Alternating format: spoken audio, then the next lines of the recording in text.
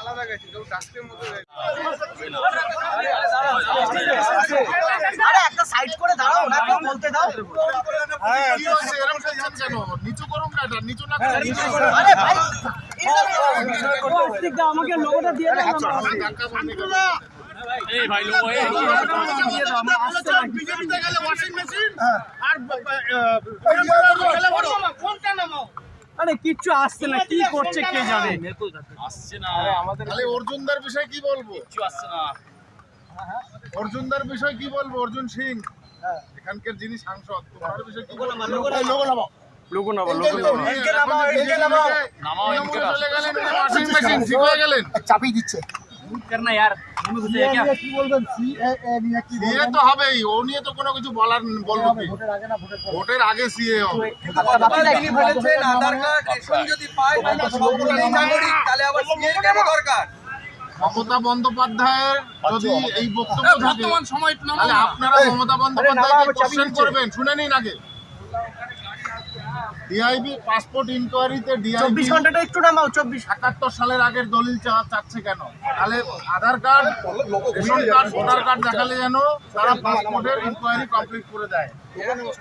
ঠিক আছে, বুঝেছেন?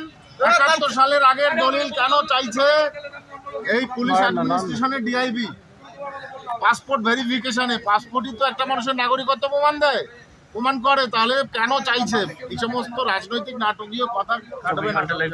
গতকাল তিনি আরো বলেছেন রাজনৈতিক সমালোচনা নয়, আমার জাতির, আমার কমিউনিটির এটা ডিমান্ড। কারণ তাদের ভবিষ্যৎ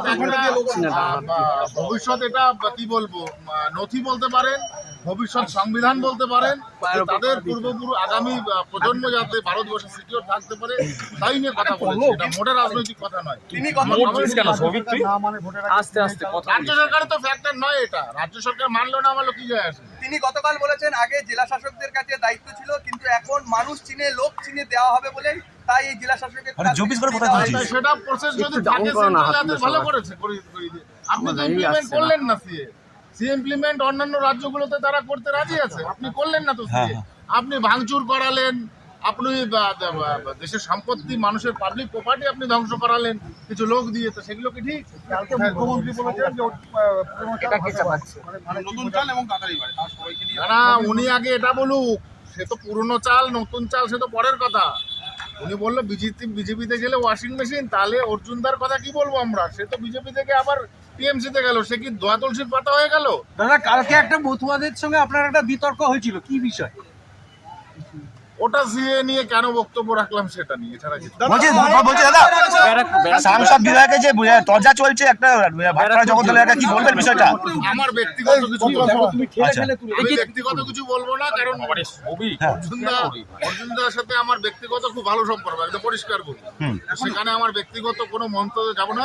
কিন্তু উনি যেহেতু বিজেপি থেকে আবার টিএমসিতে এসছেন, তো মমতা বন্দ্যোপাধ্যায়কে আমার প্রশ্ন, অর্জুনদা কি আবার ধোয়া তুলসীর পাতা বলছেন যে বিজেপিতে গেলেই সব দোয়া তুলসীর পাতা? সেই জন্য তৃণমূলের গোষ্ঠীদ্বন্দ্ব কি ব্যারাকপুরে প্রকাশ্যে বলেছেন বালু অনেক কাজ করেছে, তাই বালুকে ভোটের আগে ঢুকিয়ে দেওয়া হয়েছে। ইডি সিবিআইরা যে টাকা উদ্ধার করছে সেই টাকা কোথায় যাচ্ছে? আমার মনে হয় লাস্টের দিকে জ্যোতিপ্রিয় মল্লিক তোলাটা ঠিক মতো তুলে দিতে পারেননি পার্টিকে, যার জন্য উনি নিজেই ওনাকে গাড়ো দেবেন।